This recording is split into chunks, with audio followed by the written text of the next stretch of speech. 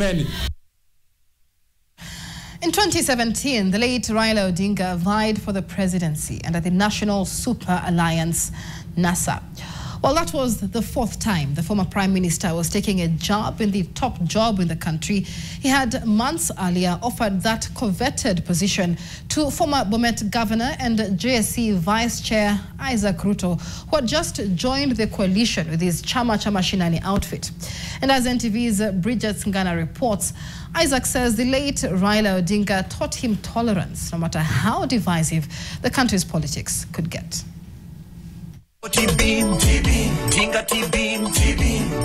When Isaac Rutto joined the National Super Alliance in 2017 as its fifth principal, he completed the second batch of the Pentagon, a formation synonymous with the late Raila Odinga's political outfits for presidential elections. Rutto at the time provided a soft landing for the NASA coalition that targeted to harvest some votes from the vast Rift Valley region, especially in the then Chama Shinani South Rift stronghold. Raila strangely never quite got the presidency no matter what, but he would also give up possibilities of clinching that office. Strangely also, he always agreed to accept the results on a negotiated arrangement. He never pushed the country beyond what the country could hold.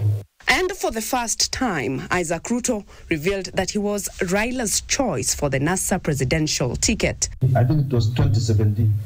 I was a member of, I was one of the principals in NASA. I was one of the 5. And strangely, on the last Friday before we went to Uhuru Park, Raila Odinga and Kalonzo Musyoka, because they were disagreeing, the 4 of them were disagreeing on who would be the presidential candidate to be announced in Uhuru Park the next day. They could not agree, the 4 of them. So Raila Odinga and Kalonzo Musyoka said, we are going to give Kenyans a surprise tomorrow, and that they were going to announce that I am the compromised presidential candidate in 2017. But it was too big of a responsibility to bear, and so the CCM party leader forced the differing NASA principals of Moses Wetangula, Kalonzo Musyoka, and Musalia Mudavadi to settle on Raila. I tried to protest, but they told me, relax, kesho tukutane Uhuru Park. So we left. I could not even tell my wife that I am now the presidential candidate here. Yeah, NASA. Let alone pass, because I did not persuade myself. In the morning, I called them and told them, okay, let's meet before we go to Uhuru Park.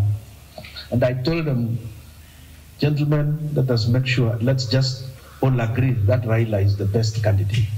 If we don't do that, if you go to Uhuru Park and say it is Isaac Rutto, nitashika microphone na kusema hapana, I'm handing it over to Raila Odinga. For the defiant Rutto, Raila taught him to build bridges with his rivals, as there are no permanent political enemies. He was selfless. He even asked me to run instead of himself. Yet I had never declared I wanted to be president. In the next elections with Uhuru Kenyatta, he agreed to work with him. Again, he has agreed to work with William, something that is unique to himself. A lot of us, and that is why even me, whenever we finish any election, I want to accept the results and work with whoever has been declared to have won. The revelations by Bomet's first governor, Isaac Rutto, who is now the vice chair at the JSC, is one among many other high-profile insider revelations that we do expect to come out in the wake of the death of the former Prime Minister Raila Odinga. Bridget Ngana, NTV, Nakuru. They marched proudly in their crisp uniforms during pass-out parades, badges gleaming with promise. But for many of Kenya's police officers, deployment to remote border stations means isolation, danger,